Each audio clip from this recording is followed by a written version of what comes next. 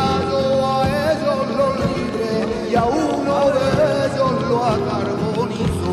pero al otro no, que llevaba la estampa y reliquia de